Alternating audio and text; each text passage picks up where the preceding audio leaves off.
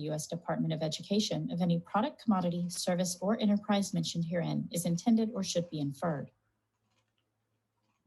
Now that you're disclaimed, we're going to do a little introduction. Please pull up your chat because I'm going to be asking you some questions and getting your responses in the chat.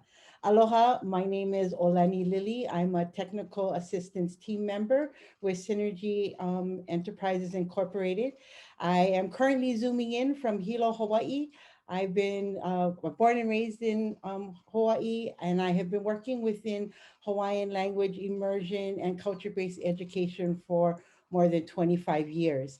If you could sort of pop in the chat where you're zooming in from, I would really appreciate that.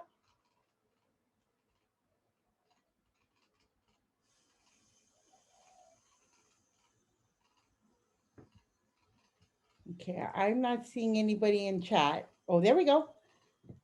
They're Aloha, just typing Bree. away. Alaska, aloha. Oklahoma,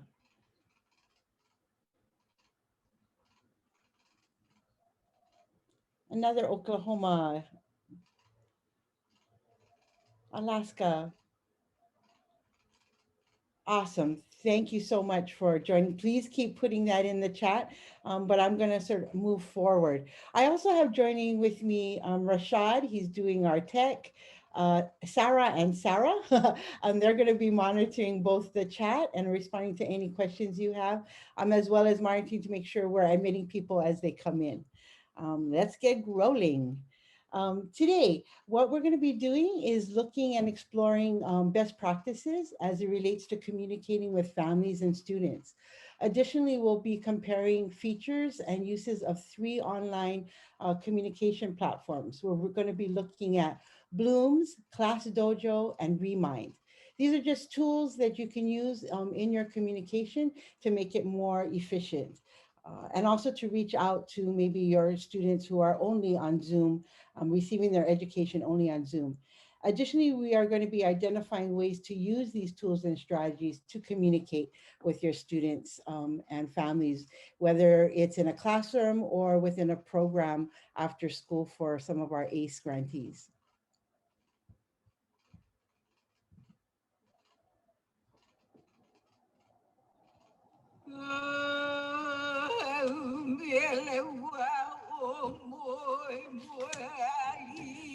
Communication is an ancestral practice, and as our ancestors used variety of methods to communicate, as well as to communicate to a variety of audiences. We communicated through chants, song, dance, poetry, riddles, art, stories, and genealogies. In the chat, please share some methods that your ancestors used to communicate.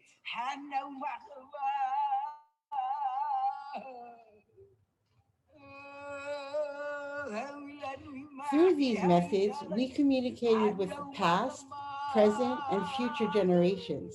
We communicated with the environment and the spirit. Awesome. I see some people putting in local village radio, storytelling. Definitely.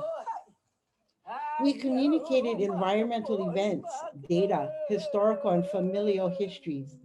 We communicated our values, our learning expectations, performance, rules, protocol, news, and of course, gossip, and much more. We also had expectations regarding communication. Communication was ongoing and frequent. We documented our histories, our victories and challenges. We also communicated, our communication utilized protocols. There were rules and procedures to communicating. We used emotion in our communication, as well as considered the individual within the context of the whole. What I'm sharing with you right now is a communication method used by my ancestors. This is Auntie Pua Kanahele Kanakaole, and she is reciting a genealogical chant that actually embeds the scientific process of a volcanic eruption and the creation of new land. Please share in the chat any of your people's communication expectations.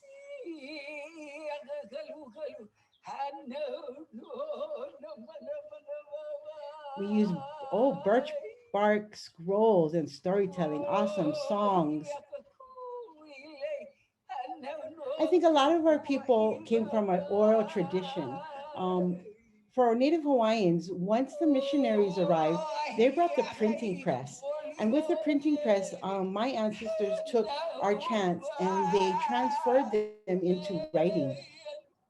And so now, today, we have just a huge repository of Hawaiian language, chants, history, even gossip. And so we moved our method of communication from oral to written, and now are trying to train and educate our students to be able to move between the two worlds. If you could share right now, a poll is going to be popping up. If you could share right now the way that what methods you are currently using to communicate to your families and students.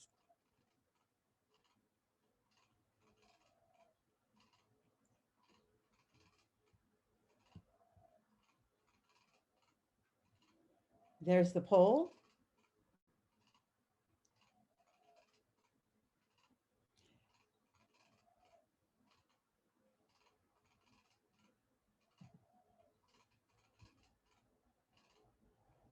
Oh, sorry. Oh, okay. Looks like a lot of us are using an online platform. Sorry for the airplane in the background. um, Emails. Oh, we're still doing a lot of some printed communication as well. Awesome. Thanks for sharing. And somebody mentioned they were having trouble selecting more than one. You're welcome to also pop your responses over in the chat box. Yes, please. We got some great messenger. Wow, we got some great feedback in the chat. I'm just gonna scroll through a lot of storytelling. Um, that's a very unique way. Okay, so let's move on. So what I wanted to do is you can kind of wait. Hold on. Let's see. Stop sharing. You can. We're gonna end the poll. You can go online and Google best practices as it relates to communicating with families and students. But what I wanted to do was just look at some ancestral practices and see how we can apply them today as a best practice. So, for example, following protocol in communication. We know as Native people that there are different ways that you both address different members of your community. For example, you address an elder very differently than you would address a student and even someone of your own age group. You also start your communications in particular ways. So, for example, a lot of times you introduce yourself.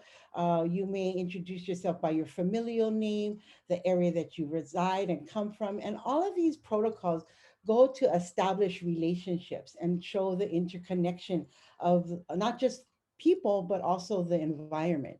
And so, looking at ways in which you can utilize protocol within your communication to again build relationships and make those connections. Also, using consistent and frequent communication.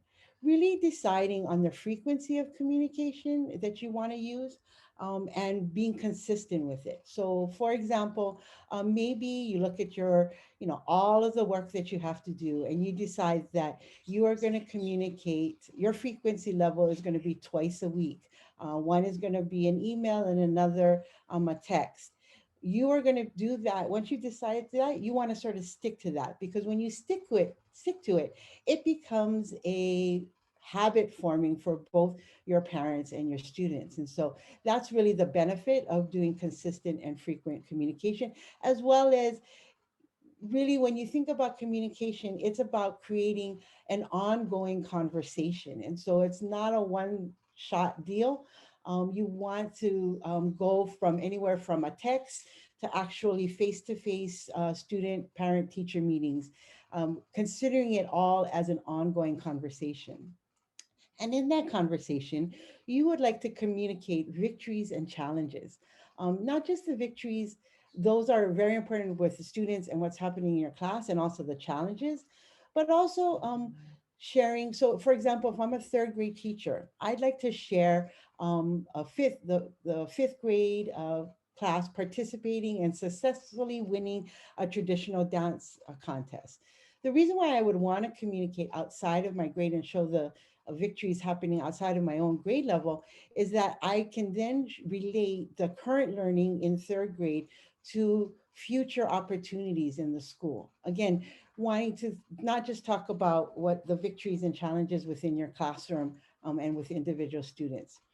Also, this begins to form and create that community of learners and learning, and talking really about the whole and not just either your class or the individual students. And then in communication, particularly with parents and as well as with students, you want to provide actionable strategies for improvement. And so, what in a school that I worked at, what we would do is our base communication would be a learning target, and then along with that, we would provide families um, a an actionable strategy. So, for example, if my learning target is that by the end of this week, my students will be able to identify cloud forms and appropriately use a Hawaiian term for it and utilize the Hawaiian language name for it, then I would send both the picture and the vocabulary home with parents and ask them that while they're driving on errands or for us down at the beach or doing yard work, that they would quiz their students about the clouds they were seeing. That engagement of parents with actionable strategies, particularly if you're a now grantee or you're doing language, helps to engage and embed language within the parents. And so you're also teaching the parents along with the students, which leads me to my next best practice that I think is that indigenous communities really sort of get and are actually experts of it, is to consider the individual within the context of the whole. And so we know in Native communities that we're not just educating the individual student, but that we are educating the entire family. There's that adage about it takes a village. Well, this was something that we believed from immemorial. And so what is happening positive or negative in the community impacts the individual as well as the other way around. The behavior, both positive and negative, of an individual impacts the community. And looking at ways that our communication can can highlight that and show communicate that value. Here's some think abouts that I'd like to pose to you as we are going through this training. And you can go ahead and put in the chat your responses. Uh, the first one, what are your expectations regarding communication? So, for example, in the school I worked at, we had an expectation that baseline communication for teachers would be 3 times a week. Our expectation was that the beginning of the week they would be sharing a learning target and an actionable strategy. In the middle of the week, they would be sharing just sort of a check-in, sort of sharing what's going on in class. And then at the end of the week, a follow-up. Now, these were all could be short communications, but that was our expectation. And so maybe in the chat, put any of the expectations you would have in your program, your classroom, or your school regarding communication. The second think about is really, could you map out a month of communication to parents? I know for teachers and maybe for also for program people delivering content, this may seem daunting. However, in the school again that I worked at, we created in our lesson planning, we created a column for communication. And so as the teacher was planning out their lesson plans, they would be the last column would be to jot down notes of communication, and then they were able to go back and create their communication. A month was, really for new teachers doing this was a little hard. But once you get in the rhythm of this and year after year, teachers are staying in the same grade level and iterating their curriculum, it becomes sort of a regular system and they actually can save their communication and make small tweaks to it. So if you folks could share, if you could map out your a month of communication with parents. Frequent and ongoing communication. Yep. Yeah, I agree. That's beginning, middle, and end of each week. Okay, that's awesome. Thanks for sharing. The third think about is, do you have systems in place to collect updated contact information? I don't know about you folks, but what I found in our school is that I often had families changing mobile phone numbers as well as changing emails. A lot of times they would, in their contact information at the beginning of the year or the beginning of a program, they would send maybe their current work contact information, and then maybe they got another job and that changed. And so you really want to think about um, how you're going to collect updated information regarding contact, because you can create all these great communications, but if nobody's getting that because you have an outdated mobile number, then we're not sort of achieving the purpose of communication. So if any of you want to sort of share in the chat any systems that you have in place to collect updated information, that would be awesome. Someone says, we teach classes online 4 days a week, then email when necessary. Great. Okay. So just again, think about to consider as you are wanting to plan out communication. All right, today we are going to be looking at 3 tools. Now, again, these are tools. They help to create some efficiency around communication, but they are just sort of tools to help and facilitate the conversation. The 3 we're going to be looking at are Bloom's, Class Dojo, and Remind. Bloom's is really favored by parents as well as teachers. It's sort of got all the bells and whistles in one place. Um, it's it can take you anywhere from a text message to scheduling parent and student conferences. It is very simple to use. The sort of feed is much like a Facebook, and so parents are very familiar with how to look at posts and view posts. Class Dojo, we'll get into it a little bit in our tour, but a lot of elementary teachers and some middle school teachers really like it. When you see it, the graphics and everything kind of have an elementary school feel. And so you may want to think about your class and whether or not, if you're pushing beyond middle school, whether or not high school students would like the graphics around Class Dojo. It has a lot of similar bells and whistles that Bloom's does. And then we'll be going over Remind. Remind is a simpler system. It doesn't, on the surface, it doesn't look like it has all the bells and whistles as Bloom and Class Dojo.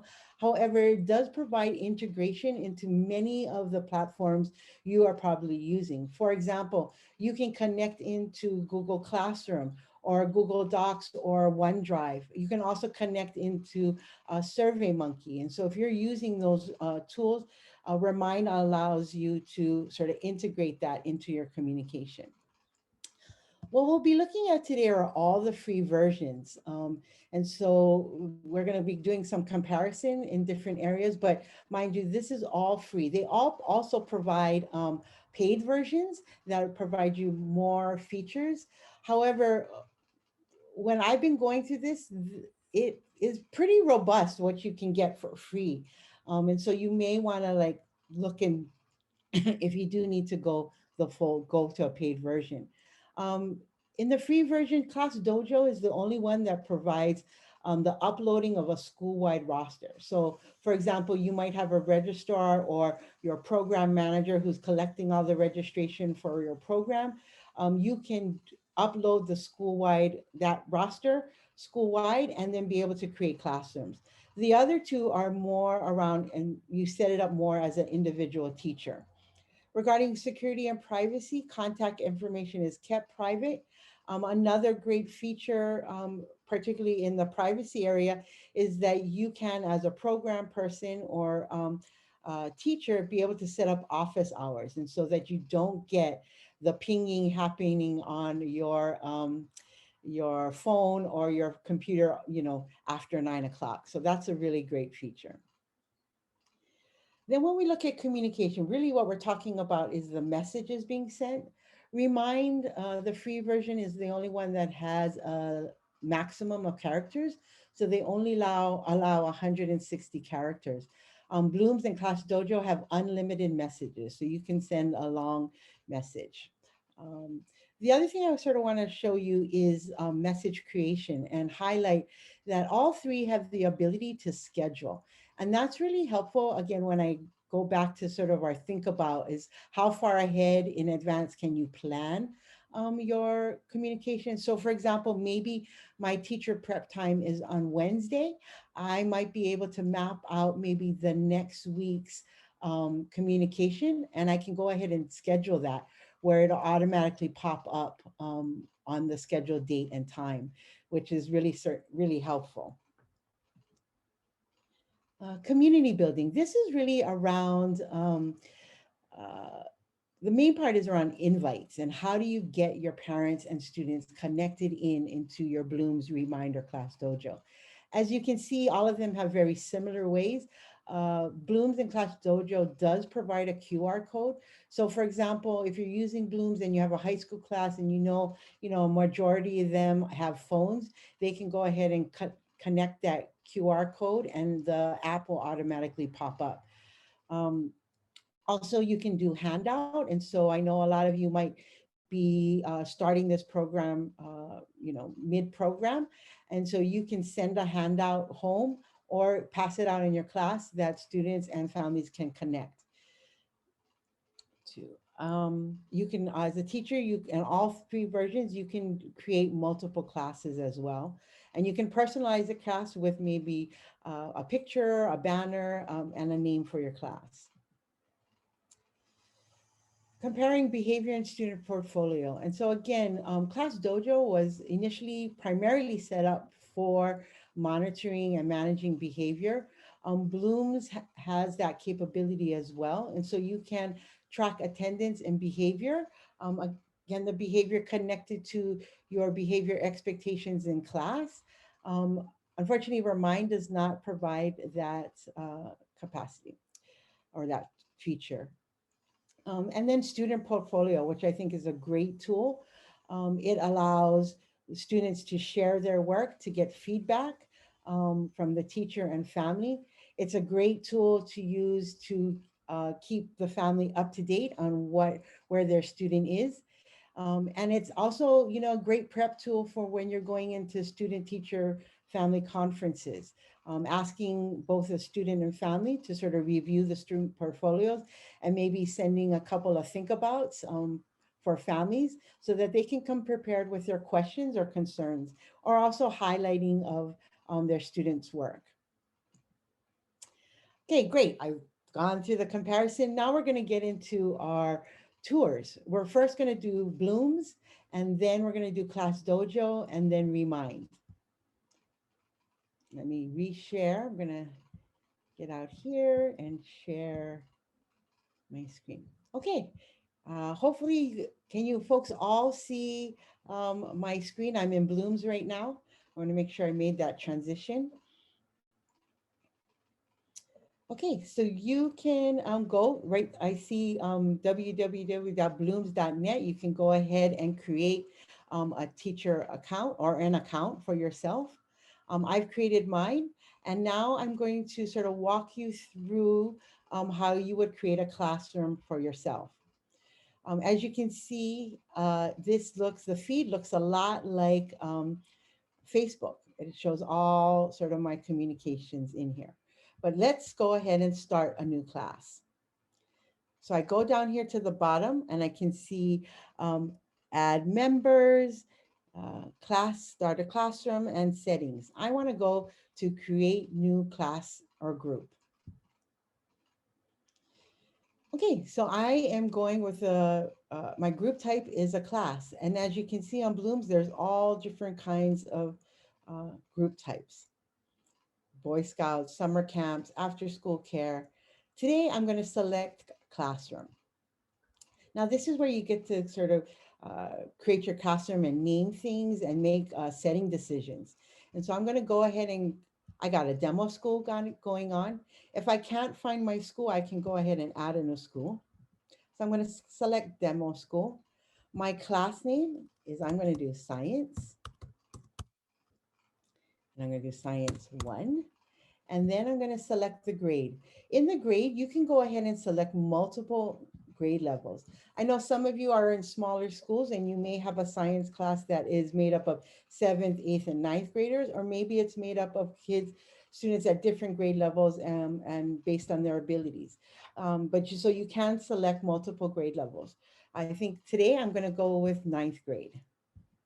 So I click done. Then I go and I look at my role. So I'm going to be acting as a teacher. I can also include a room parent or if you're an admin. And then I can look at my options. What do I want to be tracking or monitoring? I can look at behavior management. So I click that on and student portfolios. The two other options that are available are parent to parent communication and student to student communication. In regards to this, I would really encourage you and strongly encourage you actually to look at your class, school, and district or program policies as it relates to communicating student to student and parent to parent, particularly as it relates to FERPA. If you do have the green light to go ahead and you want to engage parents in that way and students in that way, what I would really recommend is developing again, like you do in your classrooms and in your program, expectations regarding the behavior and how communication is done, and to actually teach that and reinforce that, those expectations. The additional thing is that you would monitor communications, particularly between parent and parent, as well as student with student. Lots of parents, again, it looks very comfortable because it looks like a feed from Facebook, and so parents don't know maybe what is inappropriate and appropriate. So you really sort of want to monitor. That would be my caution with that. Okay, moving on. Now that we've sort of figured out and created our basic settings, now I want to look at ways I want to give students access. So I have 3 ways that I can give students access. Um, the high and middle school mode really assumes that students have more access technology, and they are able to manage username and password. And there are some expectations regarding their ability to be independent and do appropriate posts and additions to the calendar and be able to see their behavior and message back to teachers.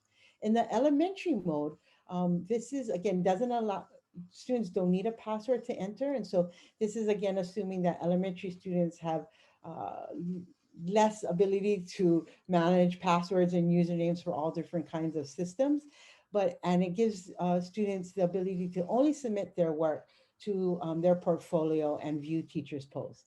You can also select no student access if you just want to communicate with parents. Today, because my class is in ninth grade, I'm going to choose the high school mode. Yes, I want to create a new class. Awesome. And so then I get all of these sort of help down at the bottom on how to create a class. So I want to go ahead and start by inviting and creating my class. And I start by doing my roster, by inputting my students. Now, all 3 of the platforms we'll be going through provide the ability to do either a manual input or to copy and paste from a spreadsheet. And so I created a student spreadsheet that I'm going to copy and then paste my students here. And so that pops up as my roster. Now I know you're going to have more students than 3 students, and so this might be a handy and quick way to create your list of students. Then I press next. And this is really how I'm going to give parents access. So there are 4 ways in which I can give parents access. The first way is to manually go in and put in either my parents, all the emails that I've collected, maybe at the beginning of school or the beginning of the program, or their mobile numbers, and so that they can receive it as a text.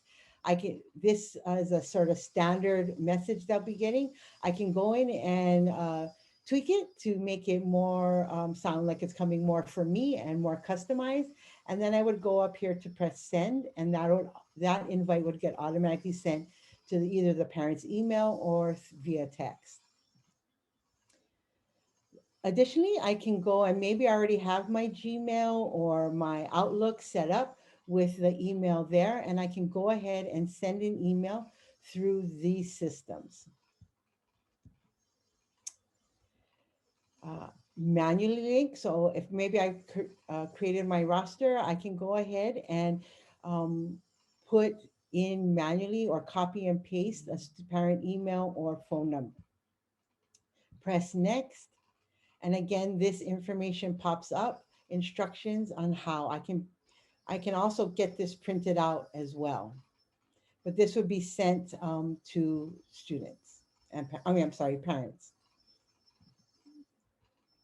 Oh, sorry. I went totally out. The other way that I can do this is I can create a hard copy. So I can get a class code and create parent instructions and send this hard copy home. Sending home in either a first day packet or a registration packet, or maybe even if this is starting mid-year, send it home in a homework packet, or if you are distributing meals to students, including it in a meal packet, all different ways in which you can send a hard copy home to connect parents. And this would then connect them. They can connect via the Bloom's app on their phone. So they don't necessarily need to have a computer at home. Okay. So those are the ways I can go ahead and connect my parents. So I went ahead and created site, classroom that already had parents connected, so you could kind of see how we could create communication.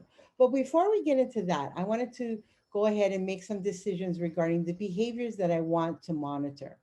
So I'm going to come up here to behavior at the top uh, portion of the screen, and then go to settings down here in blue. You can see right here. And here we go. So this first part where it says middle school settings, this is kind of a fun way to monitor behaviors.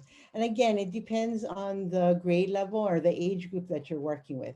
The blossoming flowers and mystery monster is really measures milestones. So as students, they begin as a seed in a pot or an egg of a monster, and as they progress and grow and begin to develop and show progress in their behavior, their egg begins to crack until it finally hatches into a monster. And so if your students, that's a way to sort of show students visually their progression and meeting milestones.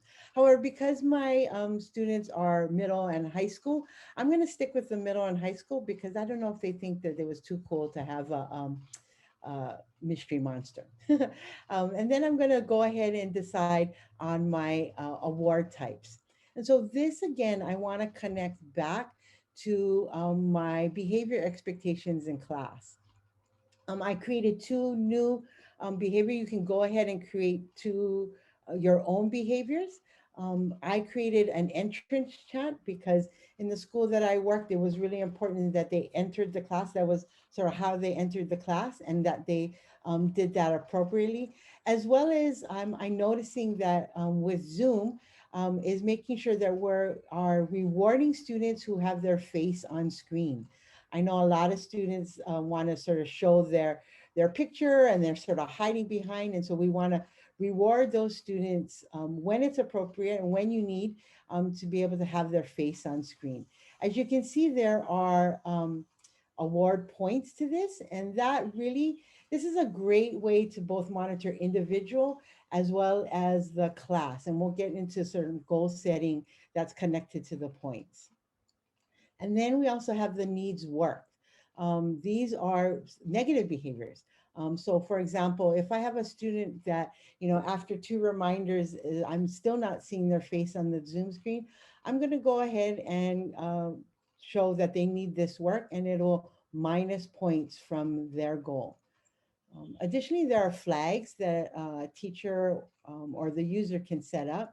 that would note to me that I want to, if I give a student this flag, that I need to sort of talk with the counselor and cue the counselor into some of the behaviors that the student is exhibiting. And or maybe I want to put a flag on a student who needs to do an out of class reflection, and so I'm reminded that I need to collect that. Or I've just had an amazing student who's really sort of just banging it out of the park on all engines, and I want to do a shout out and remember to send that in my communications. Additionally, I can create my own communication. All right, so those are the behaviors and how we manage them. You can display, you can choose on how you want to display points. Again, because I value the idea of it all being combined, I want it to be combined and not separate totals. I want to, on my screen, I want to be able to sort it by their first name. And then down here at the parent access, I want to be able to show parents. What do I want to show them?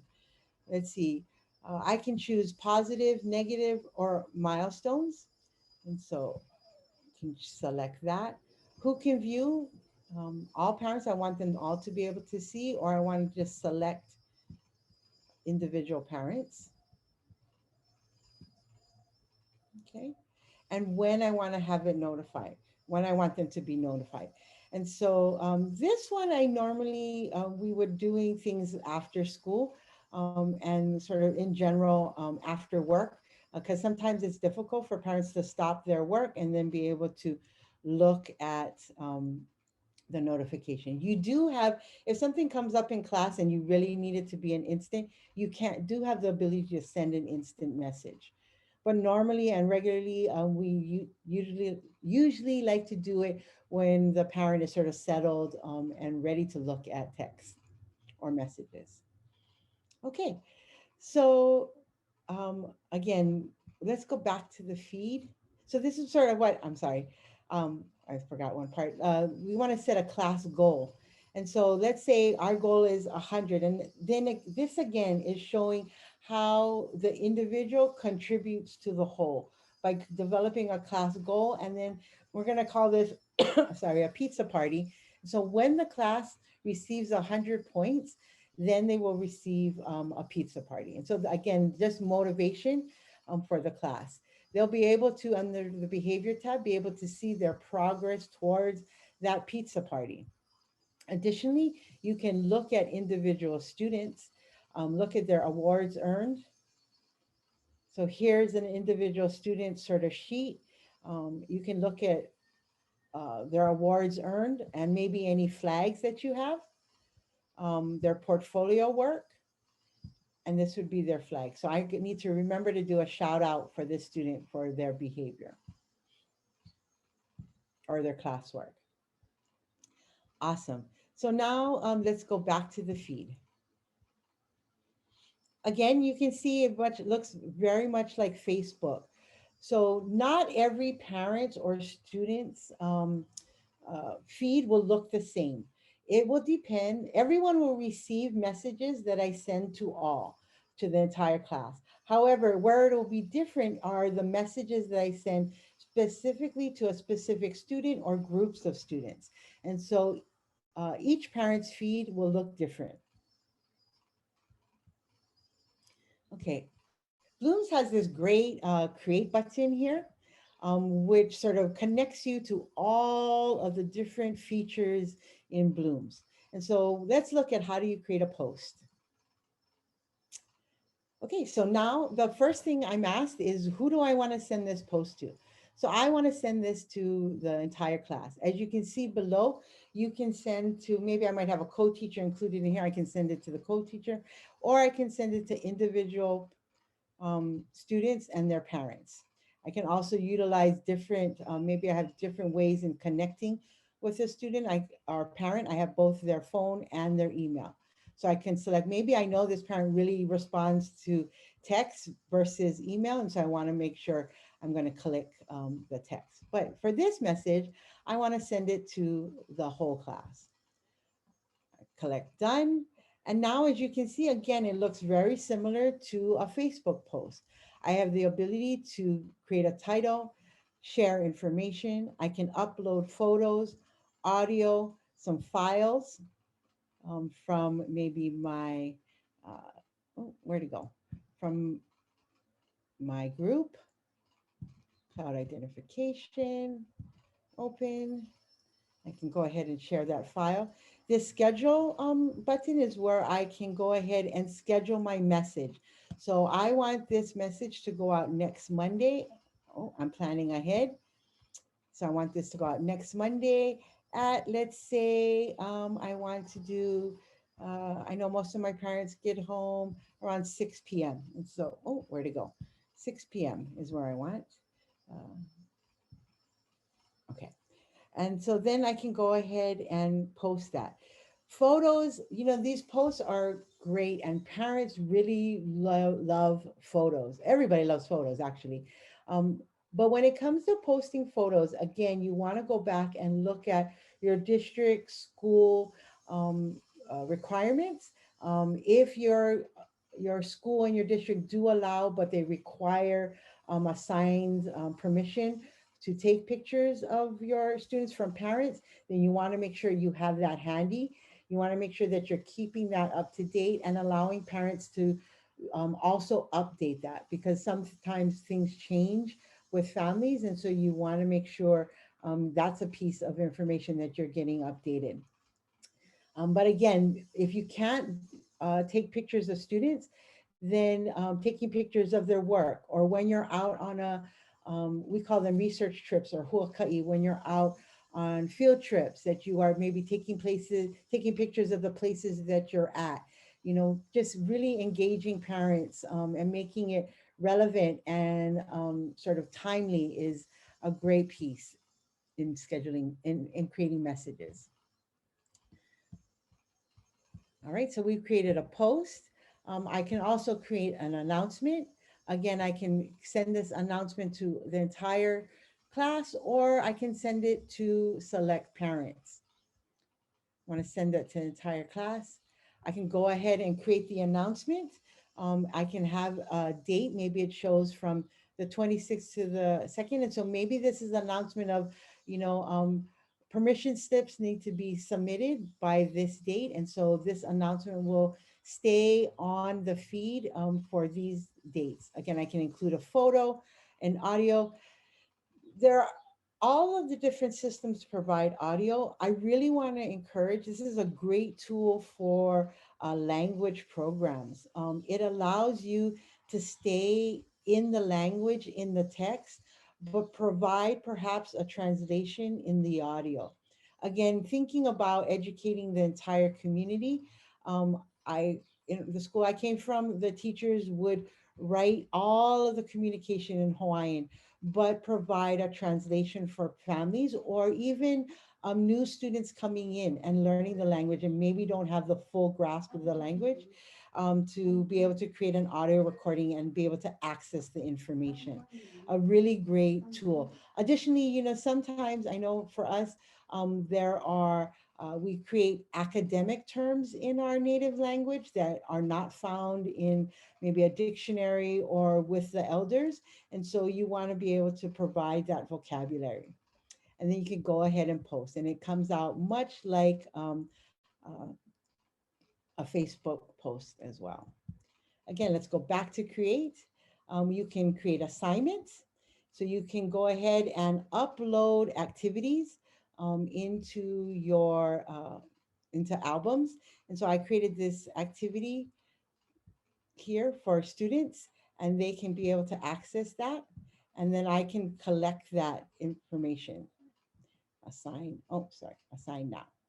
Okay, so that was, I actively created that activity. And basically I would go by looking at grade levels and the subject that I want to create. And then I can go ahead and upload information and instructions.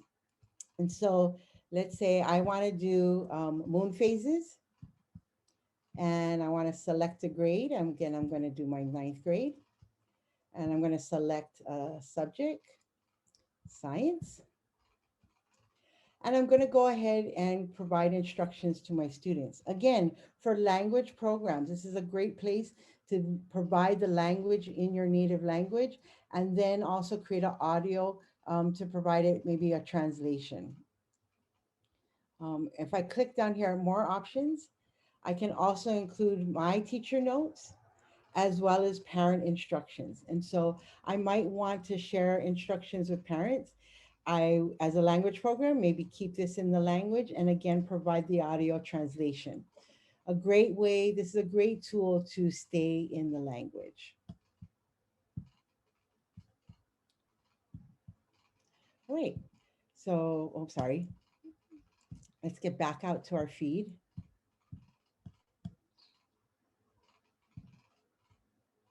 Here we are in our feed. And let's go to creating a portfolio item. So here I would be selecting the particular student. So I'm going to pick Kiali'i, and I'm going to put in, I can put in a work that he maybe did. I can scan it. I can drop it in into files. I can create an audio giving him some recommendations. I can also create comments to his work. Okay. And then I can post that and that'll show up and only Kelly will be able to see that post. And that's in the portfolio. We'll get a little bit more into that, where that's located later. Behavior. This is, again, I showed you where we are collecting behavior. I can go into Ruth and say, hey, Ruth, I want to sort of send an awards earned. You've done awesome. I want to look at behavior. Come down to the plus sign, click on behavior, go up to good job. And I want to say you did great on face on screen. Like mahalo, you get that little bling notifying. I can also, let me go back. That moved a little bit too fast. Go back to behavior. I can come down here to the bottom left-hand corner and click multiple. So maybe I want to, maybe students are doing some awesome things, multiple. They were carrying and they were following directions. And I want to come down here to options and I want to message parents to let them know that she is doing amazing work and update. Okay, and so I can also do the same thing for needs work. All right, so that's sort of how I can communicate behavior. I can see again her behavior here on her screen. Okay. Additionally, I can do attendance. I know some of you who are in school, you already have your sort of attendance system in place. But for those of you who might be running like an ACE program, you're doing after school or other, this is a good tool in order for you to collect attendance. So you can go ahead and click on who is here and save. Okay, so then you have that attendance for today. Then we also can do an event. We can create, let's say we have a research trip coming up to YPO Valley. So we're going to go to YPO Valley. That's in Honaka'a. I want to create notes. So students need to bring towels. Let's see. Bring towels, lunch, and extra clothes. We will be in the river. Okay, so that gives parents and students an idea of what they need to bring to be prepared. It's an all-day event, so I'm just going to put that all day. It's not a repeat. I can select a reminder, so I want to make sure that parents and students get the reminder. Excuse me, 2 days before the event. Additionally, I can send out invites. I want to send out an invite to my entire class. I can request RSVPs, which is really helpful because then I know maybe who is getting it and who is not. Okay, so that's how you send out an event. I just want to quickly, I got to move on to our next class dojo, but I just want to show you conference hours. Again, this is a great tool where you can set up your conference hours and have parents automatically sign up via the app or text or email. So I really want to, that's a really great feature. And that's what I mean that Bloom sort of has everything, houses everything in one place. Whew, okay. So gone through blooms. I don't know if there's, I haven't been watching the chat, so I don't know if there's questions, if you folks have any questions that need to be answered Yeah, that Eleni, the weren't only already. question that really came up was regarding with like awarding the points, whether the system would keep track of that and add them up, or whether they would need to manually keep track of that. No, the system adds it up automatically. You don't need to keep track. And you'll see sort of the tracking of the class here on this little car thing they got going on, as well as be able to see it for the students. So you don't have to track it yourself. Great question. And that was all the questions for now. Awesome. Okay, I'm going to breathe a little bit and we're going to move over to Class Dojo. So I've already again logged in and created my own teacher account. And so we're going to go through Class Dojo and how to set up a new class. It is very similar to Bloom's. And so I'm going to sort of highlight the areas that are similar and sort of pass over them a little quicker.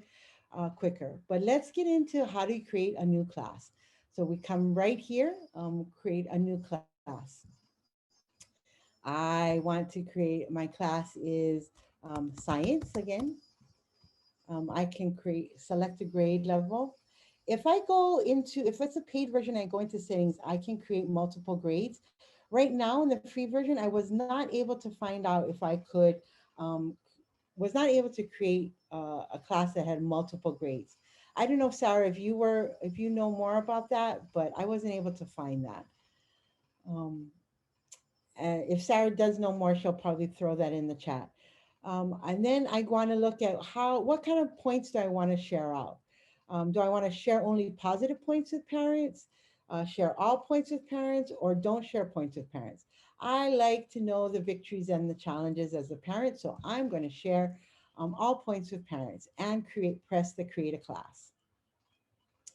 This is where I go into adding students.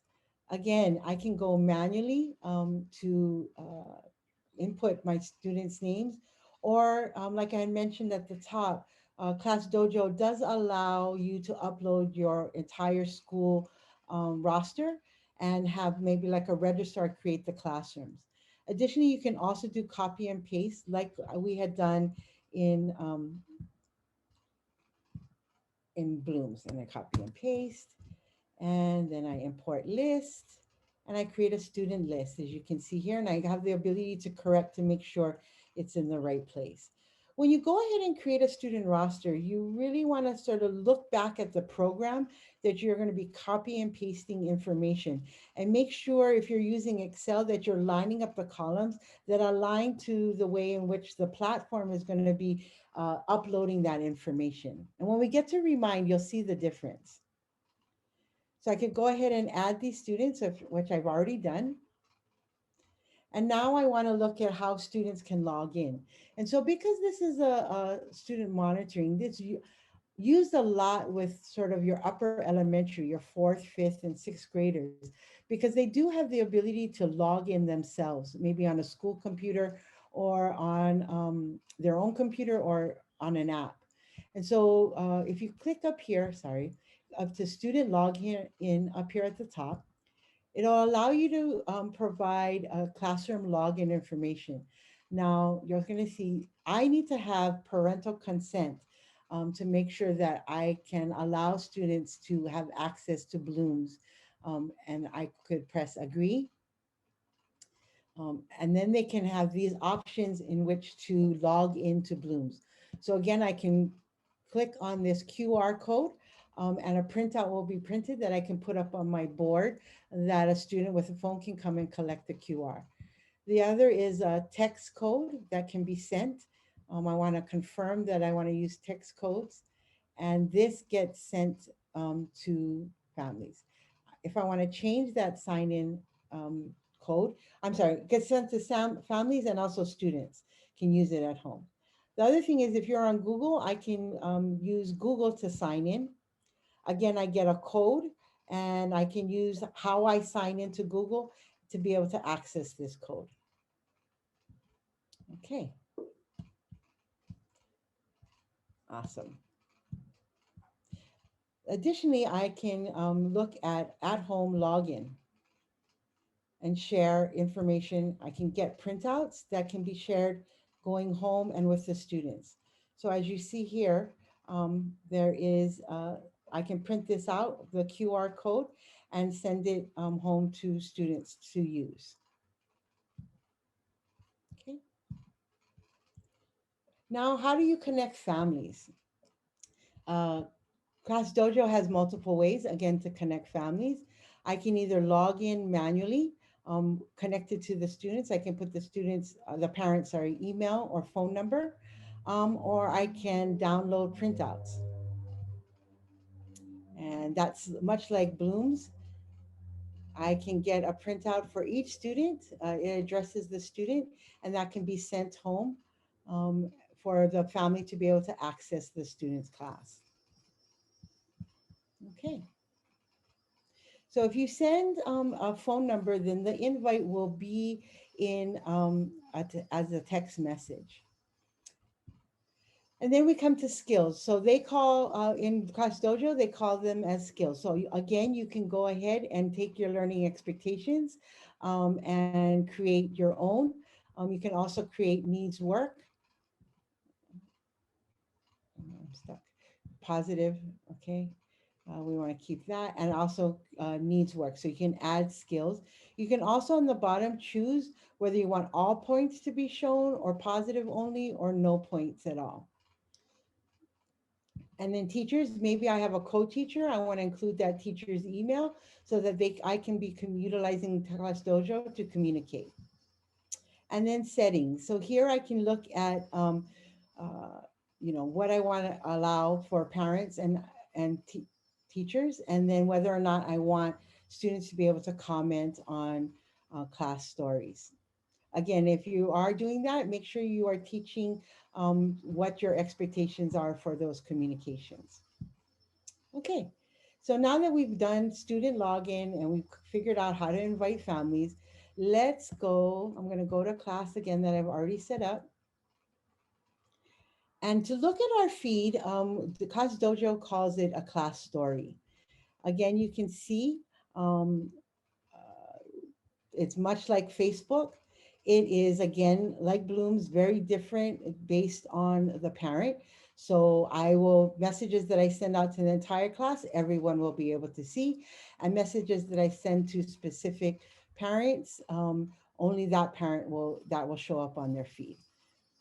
Okay, so you can see right here, we're highlighting some work going on. This is how I can go ahead and create a message. I can go ahead and select whether I want it to be sent to all parents, just or just a particular parent. I can go ahead and say, like, I want to send it to a particular parent. So I'm going to say, he has done great with cloud naming recognition. Now I don't want to send this immediately. So instead of pressing send, I'm going to click on this arrow here, and this allows me to schedule. So I can go here and select the date that I want to schedule it on. So I want to schedule this on Friday at 3 p.m. So I can go ahead and press schedule. So on that time and on that date, that message will automatically pop up. Additionally, let's go to classroom. And this is where I'm sort of seeing all my students. And I can go ahead in here and look at giving and awarding um, behaviors. So great, Kukui Pahu had a great behavior. I want to add this as a note. Great job. Oh, sorry, job. And I want to add, so this is going to go to Kukui Pahu, and I want to add a note. and that gets sent to the parent connected to Kukui Pahu. So again, a great tool that you can see to connect regarding behavior. This is a great fun area. As you can see, very colorful and very fun. I can both share and create activities here. Let's see, we did, what are your sky observations? And so we wanted students to give the observations of all the elements in the sky using appropriate color and shape vocabulary. And so it lets students log in and do the work of the activity. I can approve a student's response here, as well as provide and share that work home. So again, building their portfolio.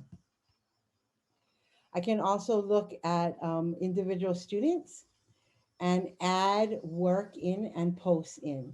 So I can add a file maybe of a student's work, and I'm gonna browse and cloud identification and open, and that gets shared, and I wanna upload that. And then I want to post that. And so on EE's portfolio, this post will share, and she'll be able to do some work and make some comments, as well as I'll be able to comment as well. Again, this is the class story. You want to make sure, as you can see, the pictures are so vibrant and exciting. You want to make sure that you are getting permission to use pictures. Okay, so that was a really fast run through on Class Dojo. Are there any questions that maybe I didn't answer in that fast run through? No, the only question that popped up was just verifying that all these things are free. And I verified over in the chat that yes, everything you were showing today is free, that Yeah, all the tools have paid accounts if you want some upgraded features, but that everything you're showing is all it's free. available free, Yep, which yep. is And why I you can think buy as the you, price. yeah, and I think you can see both Blooms and Class Dojo, the free piece is rather robust and allows you to communicate in various ways.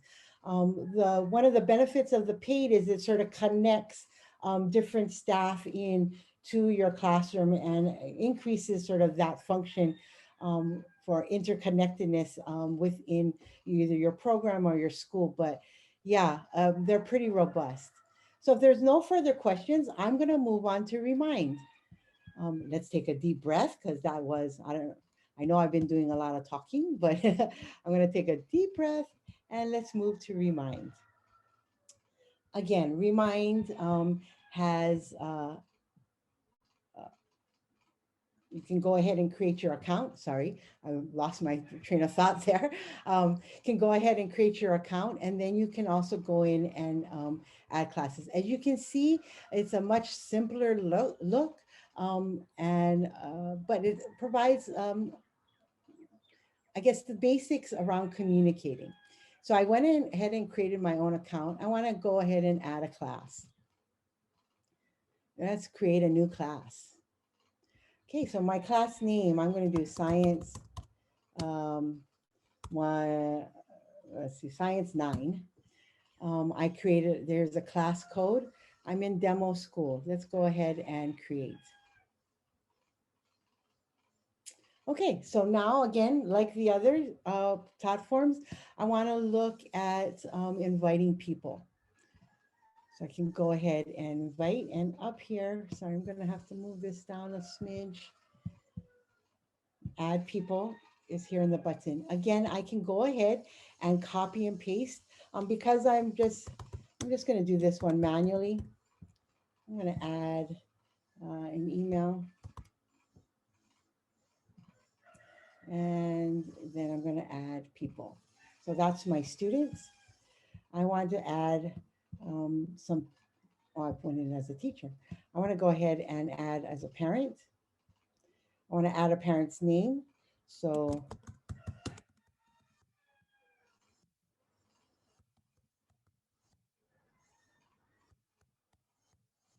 and add people. And this gets added to the classroom. So let's see, wait, I'm sorry, I was over here and I couldn't see the screen. So let's add Ruth again. Now, if you see here on the side, this is the part I couldn't see.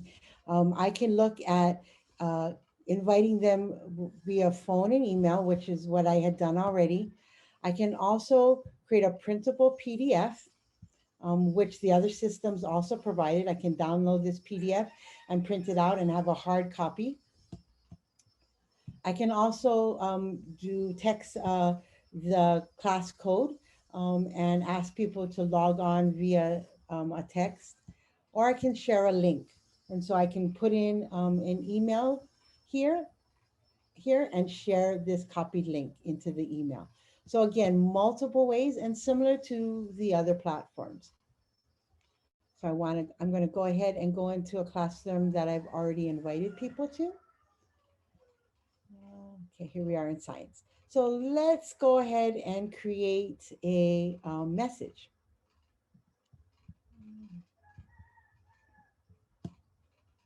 All right. Wait, sorry. Where am I? Remind. All right, let's go ahead and create a new message. Right here is our new messages. I want to send to, I want to send to everyone. So let's send to the entire class. Then I press continue. This is where your integrations pop up regarding your messaging. And so you can, again, this is where you can see where I can connect to Google Classroom, Google Drive, OneDrive. So these might be tools that you're already using that you can now create a more robust remind message by integrating these. Also, I can do SurveyMonkey. So, SurveyMonkey can do collect registration. I can also do sign up on Sign Up Genius. I can upload files or a photo. So again, while it doesn't necessarily seem so robust in the comparison, it does provide through integration more features. So I want to use a Google Classroom. Again, I want to sort of share a cloud identification assignment that we're having students do. This here is where I would schedule. So if I wanted to schedule, I could go ahead and pick the date and time and go ahead and schedule that. And again, that message will show up automatically on that time. And maybe I want to go ahead and schedule, I want to create a message that's immediate. So I want to just send, let's see, I want to send to students in this class. And actually, I want to send to parents. So let's go ahead and continue. I want to maybe upload a photo. And I've gotten permission. I'm all good on that piece. I want to create a photo of a place of where our research trip is going. So this is our YPO Valley, oh, Valley Research Trip. Oh, learning to spell. Okay, so I want to go ahead and send this immediately to give parents an idea about where we're going today. And this shows up in the messages screen here, and it gets sent to students. There you go. So you can see sort of the feed that I was sent to parents. And they will see that on their feed as well. I want to, as you can see again, Remind is simpler, but if you want to make it more robust, you can go ahead and do connect into apps integrations in the settings. And so really I want to encourage you to go probably here first. And then when you connect in to your Google Drive, you'll automatically be connected in when you go into your messages. Additionally, I didn't show this in the last two, but all three platforms provide a demo school. And so this allows you to sort of play around in the system and look at how your classroom would look and function before actually creating your classroom. so that you're not sending sort of your demo or test messages to parents. It allows you time to sort of play and really become more acquainted with the different platforms.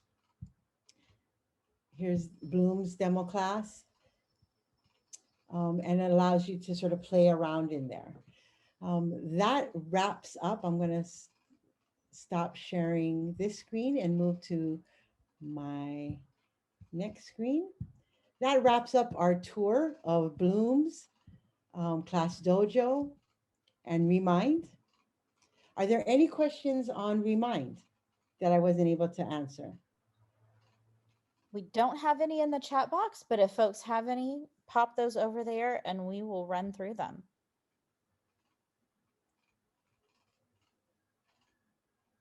Okay, I'm going to continue on. I've done a lot of talking. And so in the minutes remaining, I want to see, maybe you can put in the chat, what new thing did you learn today? Hopefully you learned something new. And how can you apply what you learned today to your work or program? Hopefully there was some application for you folks. You could go ahead and, let me see, we're finished at 11:30. So we can take 5 minutes if anybody sort of wants to chime in and share something orally. Well, and you also had a Oh, question just pop sorry. up in the chat box asking about if all of these can be used with Google Docs. Yes, you can connect all of them in. Remind does have a direct integration to Google Docs, but the others allow you to download and share and look at, have Google Docs in there as a file. Um, I hope that answers your question. Uh, Again, I want Yeah. to, oh, sorry, go ahead. Oh no, I was just gonna say, Rebecca, if that wasn't quite what you were getting at, just let Yeah, us know. yeah. I really want to, I know, it's on the parent end, it's really helpful to, although you can do this teacher by teacher, but again, to get agreement maybe within grade level or within your school, to select a tool, a communication tool that you all sort of want to buy into. Because a parent having a Blooms Connect and a Remind app sometimes gets a little daunting. And so in a way to sort of, again, keep parents engaged, you may want to make a decision on an app, either with grade level or school wide. Yeah. Yeah, and it looks like Blooms is probably the one that was the newest for folks Okay. based on what's over in the chat box. Okay, great. Well, thank you all for sharing that. Um, let's see, great presentation. Oh, thank you very much. I felt like I've been talking a lot, and was looking forward to hearing your voice, but there's so much to present. So your chat is really great to sort of see your thoughts. I hope that this webinar was beneficial for you and your program. There's going to be a short poll popping up, and there's 2 questions. Go ahead and complete that poll. It gives us feedback. Additionally, you will be getting, I believe in the chat, a link to a survey. It's a little bit more in depth, takes maybe 5 minutes, 7 minutes, depending on your response. But that really helps us and the TA team be able to craft TAs and technical assistance for you that is relevant to what's important to you. That's really our goal. And so taking the time to do that provides us with information that's really helpful. Also, if there are other pieces, maybe other questions regarding this or something I didn't cover, please put that in the chat, because maybe if enough people have the same question or an issue that we didn't cover, we can sort of circle back at a future date in a TA and dig a little deeper in that area. And you did have a couple of things come in. Julie was sharing as far as how she's going to apply to her program, that she Okay. might could use Remind for her home visitors to be able to send reminders about that, because they don't have a way to do that currently. Awesome. And then Rebecca was asking if she can come along on the trip to the river with you. Sure. Y'all want It's to a go li- on the river trek. it's probably a little swollen right now because we've been getting a lot of rain and having flood watches. But yeah, anytime when the sun is out, let's hit it. As long as I can come to where you're at, there's got to be a give and take there. Exactly. Yeah. Okay, great. It looks like everybody's participated in the short poll. Again, I want to encourage you to complete the survey.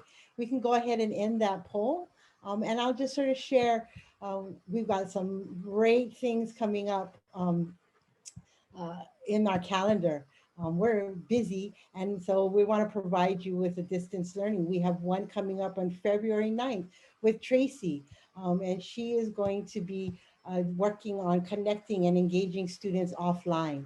And then on February, let me move the chat thingy, February 23rd, I'll be back online with you folks talking about how do we collaborate online, not just with families and students, but also collaborating in work with maybe staff or grade level or even district. So those are the upcoming TAs. And then this week, boy, I got a busy Thursday. There's the ACE Personnel and Services on Thursday, Eastern Time at 3 p.m.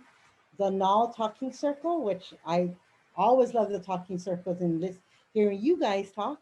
And then the virtual office hours are also on Thursday. So again, look at that time, adjust it to your time zone, and we'll see you on one of those dates. Uh, Again, I want to send and share a sincere mahalo. Thank you in Hawaiian. Um, the information popping up right now if you need to contact any of your grant program specialists, or if you have any questions or concerns regarding our TA, you have the OIE SEIservices.com email. You can email us directly. Please remember to put in your grantee name and PR number when emailing OIE. And we did have a question come up about the recordings.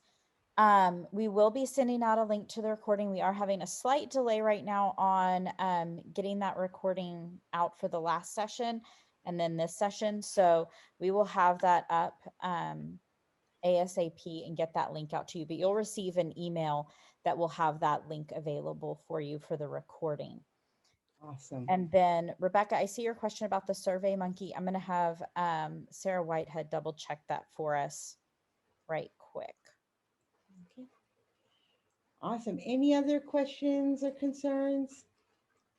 Again, I want to thank you for taking the time. I know you have a very busy schedule, and I hope to see you on future TAs and talking circles.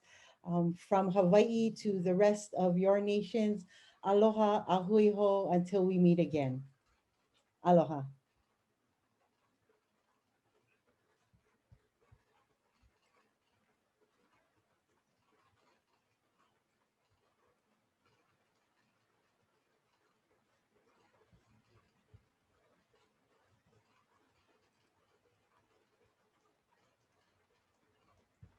All right, looks like we've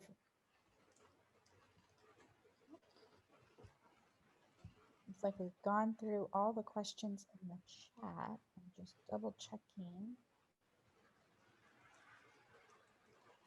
All right. We'll see you all next time. Okay. And we'll go ahead and end the session. Bye, everyone. Great. Thank you, everybody.